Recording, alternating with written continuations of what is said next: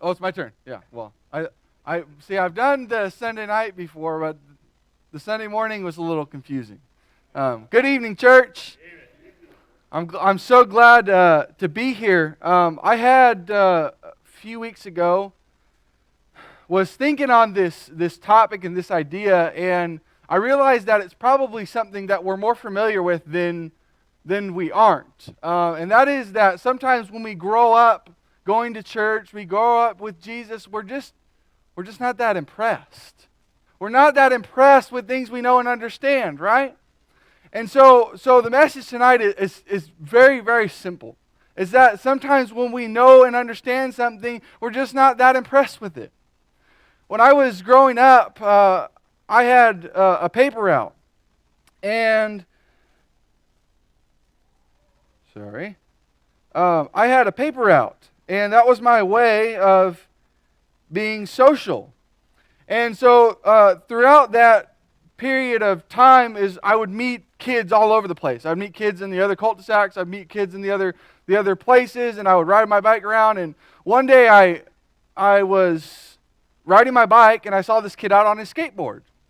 And I thought, wow, well, I'm into skateboarding, and so he's into skateboarding, and so maybe by this we can be friends. Maybe because he skateboards and I skateboards, we can find something in common, and we can be friends. And man, I did not know anything about this kid, but I was excited that he was a skateboarder because nobody else in my neighborhood skateboarded, and so it was really cool it was going to be really cool for me to have somebody that I could skateboard with.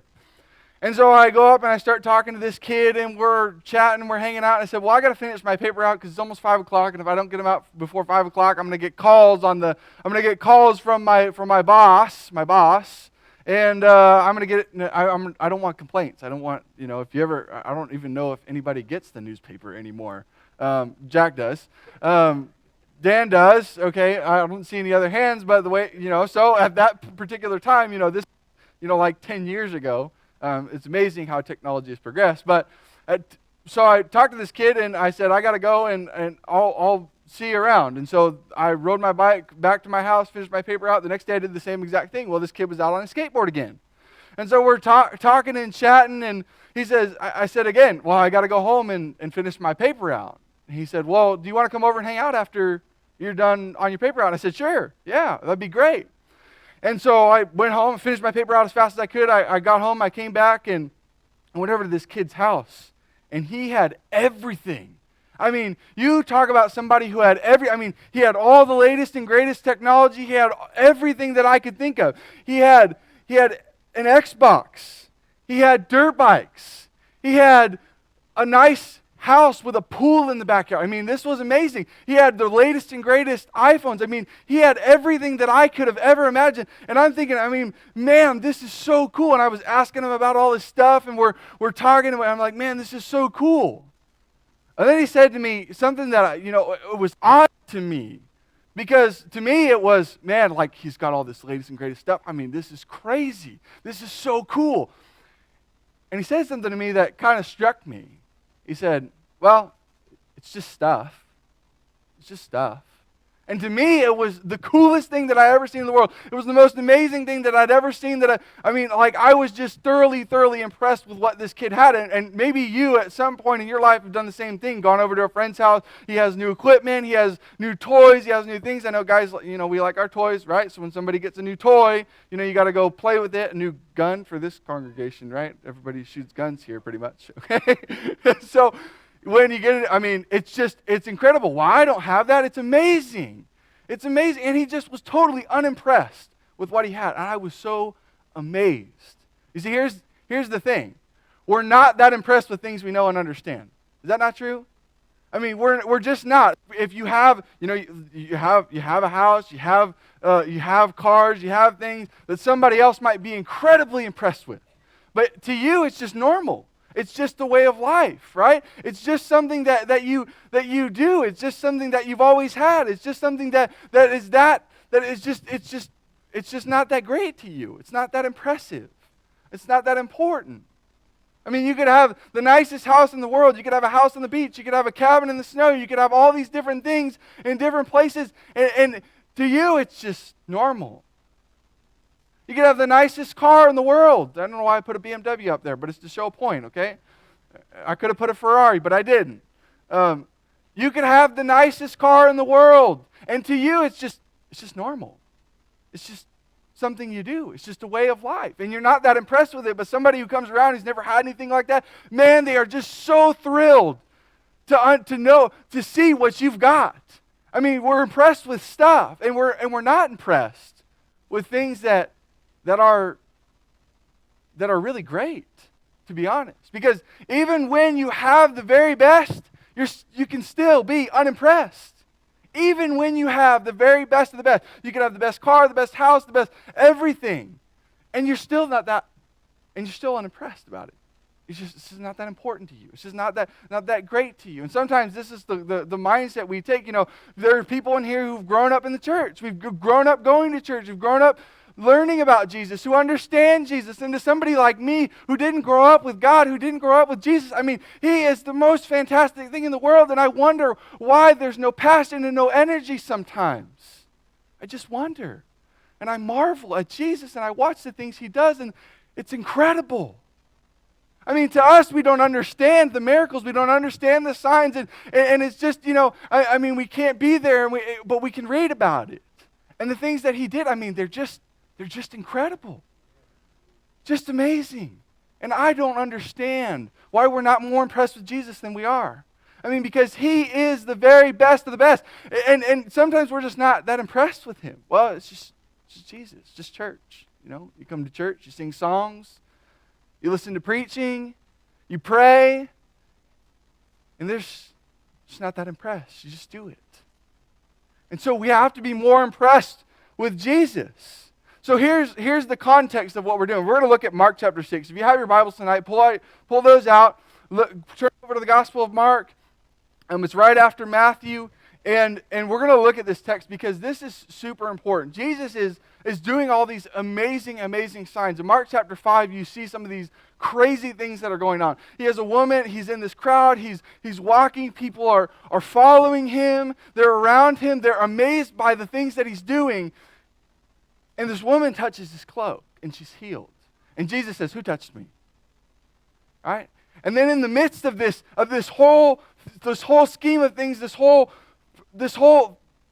event, this man comes up and he says, "My daughter is dying. My daughter is dying. I need you to come and heal her right now." And Jesus heals her, and it's amazing. I mean, you think about that. In the midst of this whole event, the man's daughter dies, and Jesus raises her from the dead. I mean, you think about how incredible that is. To raise somebody from the dead, because when somebody dies, according to us, they die and they're gone. But we have a man who can raise people from the dead. In fact, in John chapter 11, it was the straw that broke the camel's back. It was the straw that caused the series of events leading up to Jesus' death. It was the straw that broke the camel's back. The Pharisees just couldn't take it anymore. He's doing too many amazing things. We know the Messiah. We know what the Messiah is supposed to be, right? He's supposed to be this great king. This great individual who comes and overthrows the Romans and puts the Jews back in power. I mean, that's the Jewish ideology of Jesus, of the Messiah and what he's supposed to do. And that's why we see in John chapter 18, when Peter cuts out the ear of Malchus. He thinks he's starting a war. He thinks he's doing what the Messiah. He knows he's found the Messiah because in Matthew chapter 16 he says he knows who the Messiah is. You, Jesus, are the Son of God. You, Jesus, are the Christ, the Son of the living God. He knows who Jesus is. And so there's all these events playing up to this, right? And Jesus goes into his hometown. And he says, he went out from there and came to his hometown. Now, you think about this for a minute, right? If you grew up in an area, if you grew up in a place, if you know a place, if you understand a place, like if I went back to Woodland and started talking to people go, "You're a preacher?" Yeah, I'm a preacher, believe it or not. Because people think they know you, right? They think they know who you are when you grow up in a certain circumstance or you grow up in a certain place. I know who you are because you lived here, you grew up here, your parents were here, your grandparents were here, your great-grandparents were here for some of you. And we know you. We know who you are. You're that guy who does this. So Jesus comes into his hometown, and his disciples are following him. He's spreading the news. He's doing amazing miracles. He's doing amazing things. And it's the Sabbath. And he says, when the Sabbath came, he began to teach in the synagogue, and many listeners were astonished. That word there is the literal word for amazed. They were amazed at what they were listening to him, and he's teaching these things. I mean, you think about the Sermon on the Mount, and the amazing things that Jesus teaches in the Sermon on the Mount. And the people are astonished and they're marveled, and they're like, man, where did he get this stuff? Where did he get this wisdom? Now, the Sabbath's a big deal to Jews. It's a big deal to Jewish people. The Sabbath, man, that's the day. Like, you know, and later on and before, you know, we're going to run into problems where, why are your disciples picking grain on the Sabbath? Why are your disciples doing this? Why do they not wash their hands before eating in chapter 7? I mean, this is a big deal to them. You got to understand this. It's like, you know, it's like on Christmas, if you don't put up a Christmas tree, that's a big deal, right? Maybe not for some of you, okay? All right, but you get what I'm saying, right? Or if you don't come to church, if somebody doesn't come to church on Sunday, or if somebody doesn't come to partake of the Lord's Supper, I mean, it's a big deal. There's some big things that are happening here. And he goes into synagogue and he begins teaching. And there are many listeners there. Whenever we see Jesus, there's a crowd around him. There's a crowd. There's listening to him because he has insightful wisdom. He has amazing things that he wants to teach these people, and they're attracted to him. Not just because he's a good speaker, but because he's good to people. He loves people. He's compassionate with people. A woman touched his cloak and she was healed. He raised a man's daughter from the dead. I mean, he's doing incredible, incredible things. And here are some of his family members. And this is what they're saying to Jesus. Where did this man get these things? And what wisdom is given to him and such miracles as these performed by his hands? Man, what? Jesus, what are you doing? Aren't you a carpenter? Aren't you the son of somebody else? Where did you get this wisdom? This wasn't given to you before, but we find out in Luke chapter 2 and verse 52 that he's had it all along. That it's not just something that's there, it's always been there. From the very beginning, he's in the synagogues asking questions and teaching the Pharisees, and they're amazed by Jesus. Everybody who's around Jesus was amazed by Jesus. Everybody who grew up with Jesus was not. So when you grow up with something, it's just not that amazing. It's just not that impressive, but we should be marveled by what Jesus did. And how did he perform these things? I mean, they're asking legit questions, right? Here's what he says. Is this not the carpenter, the son of Mary and the brother of James and Joseph and Judas and Simon? Are not his sisters here with us? And they took offense at him. What? He's healing people. He's doing these incredible, incredible, amazing miracles, and they're taking offense at him? Is this not the carpenter, the son of Mary? Well, we know the carpenter, right? We know the carpenter's Joseph. We know Joseph. He lives in this town. He does work for us. He's just a regular guy. I think that's sometimes what we miss about Jesus, is that he's not a regular guy. He's not. Jesus is not just some dude that came and did amazing teachings and died on a cross for no reason. That's not the point. That's not the message. The message is that we have a guy who comes to die for sin, to put sin on the cross, to put the law on the cross, to start a new and living way. And this is their response. This is not the carpenter's son. What do you say about Jesus? What do you say? Well, you know, do you marvel at Jesus, what Jesus did? There are people amazed at the things Jesus did. Well, because here's the thing. Here's the thing. Listen close. When you know and understand something, it's just not that impressive. It's just not. And that's what these people are experiencing. This is the brother of James and Joseph and Judas and Simon. I mean, we know this. He grew up with them. But the fact of the matter is it's a whole lot more than that. And we find that out in the Gospel of Mark. And they take offense at him, right? And this is not even the beginning. This is not even the beginning of the problem. In other books it talks about this. And I want to point you specifically to John chapter 7 and verse 5. He says, for not even his brothers were believing in him. I mean, they grow up with Jesus. They see what Jesus can do. I try to imagine what it was like growing up with Jesus. Can you imagine that? I mean, you know, this is maybe out of spectrum, but it's kind of funny. I heard it in a sermon once. He said, you know, I mean, what if they were, you know, out of milk or something, you know? Oh, I got it. You know, I mean, think about that. Like, what is it like growing up with the Son of God? What is it like? What is he teaching you? What is he sharing with his brothers? What is he teaching them? And you know what? They don't believe in him. And that's a problem for a lot of us. Now this is the problem we see with our young people, with people who grow up in the church. They grow up on their mom and dad's faith. It's mom and dad. Mom and dad. Well, what if mom and dad? What happens when you get out and go to college and you start doing all these things? Is it your faith or is it your parents' faith? Because if it's your parents' faith, it's not going to last. You have to be marveled at Jesus. You have to be amazed with Jesus. There's so many things to be amazed with Jesus about. So here's the bottom line again, because I want you to get this. I want you to understand this one thing. Even when you have the very best, you can still be unimpressed. You can still be unimpressed. We have the very best. The best of the best. The most amazing God the only God in the universe. I mean, you think about that. That's just astonishing to me, right? And here's kind of what we do, right? We come into a situation, we come into a problem, we come into a thing, and you say, well, it could be better, right? It could be better. It could be better than what I have. It could be the things that I have. It could be the stuff that I have. It could be the faith that I have. Well, it could be better, right? So here's kind of our solution to this whole problem. We need to focus on the positive and not the negative. This week, I can't even describe to you what happened, but there was things that took place this week that didn't make Bible camp. And it was so easy to focus on the negative. You know what we had? We had 4 baptisms at Bible camp. We had 4 people commit their life to Christ. And that is incredible. But you know what? It's so easy to overlook the positive and focus on the negative. And we do that a lot.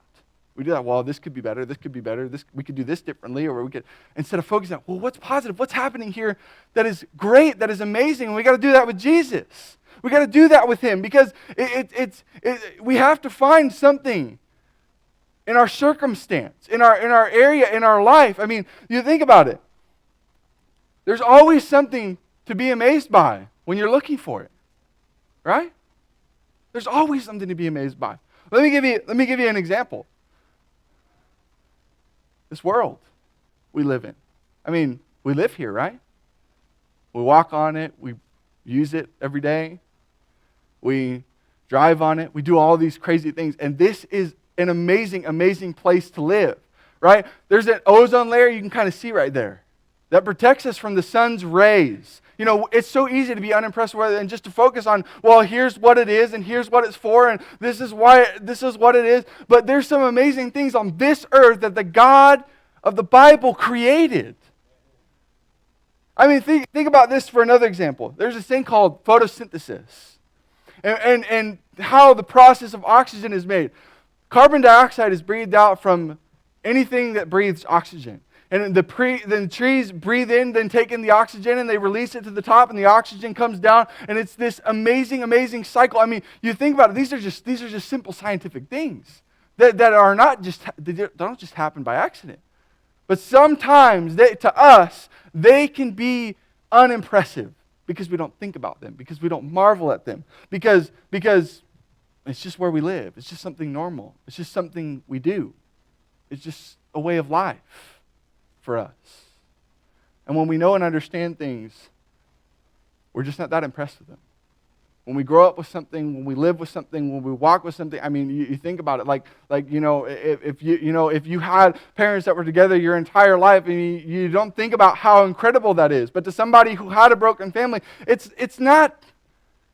To them, it's amazing. It's impressive. It's something to marvel about. Your parents did that? Like, that's incredible. That's amazing to me. So, here's what we got to do. Don't be amazed with ordinary things. Be amazed with extraordinary things. Don't be amazed with ordinary things. Be amazed with extraordinary things. Here's what I mean. Jesus is extraordinary. Jesus is extraordinary. He is the best of the best. You read these texts and they start to come to life for you. They start to be this world that you get to encapsulate yourself in. I mean, I get to study the Bible every single day. And it's incredible. And you come here and you get to study the Bible and you get to read into the lives of the people that were living in the first century because of the amazing things that were happening in the time of Jesus. We can be unimpressed with things that we know and understand. We can be unimpressed with things that just are ordinary. We can be impressed with ordinary things, right? New cell phones, new cars, new all these different things that eventually they're materialistic. They're going to die off, and we're impressed and we're amazed and we marvel at them. And we say, oh, these things are so cool. But then we come to Jesus and it's like, nah, it's just Jesus, right? It's just Jesus. Be amazed with, not with ordinary things, but with extraordinary things. Jesus is the best. He's the best of the best. He's the most amazing. You get to serve Him. You get to live like Him. You've committed your life to Christ and you get to serve like Jesus served. I mean, how incredible is that? That you get to serve a God that's one day going to bring you home, that's going to resurrect your body from the ground and take you to a place that you don't even know, you can't even fathom. And we don't even understand it all. This is just the peak. This is just that much of it. It's not even the whole piece of the pie. I mean, you think about this God that you serve. That's why I want you to remember today. Because Jesus is amazing. He's incredible. He does amazing things. He did amazing things. And the most amazing thing that He ever did was take the full amount of punishment of sin upon the cross. You know, we don't have physical punishment for sin because Jesus died on the cross. And He took away the law for you. And He extended grace and mercy in the times that you struggle as a human. And the times that you struggle as a people, He's extended those things for you. He's amazing. He's the very best of the best. And today I want you to just marvel at the extraordinary and not the ordinary. If you're here today and you have a need of any kind, I don't know what your needs are, I don't know what your problems are, I don't know your circumstances, but here's the thing, here's the story. The Apostle Paul was a horrendous man before he came to Jesus. He was a person who was dragging and hurting and persecuting Christians. His whole entire life, up until the point where he meets Jesus on the road to Damascus. I mean, you think about the bad things that Paul did and you say, well, I can't come to Jesus because I've done too many bad things. I've done too many horrible things. Well, guess what? There's a God who is willing and ready to forgive you for your sins, who is willing and ready to wash you in the blood of the Lamb. Maybe you're struggling with a sin tonight. This is an opportunity for you to come forward and confess those things. And let us know. Let us wrap our arms around it. Let us pray for you. Let us do whatever we can to help you and put you in any circumstances you need that you need to be. If you will, come as we stand and as we sing.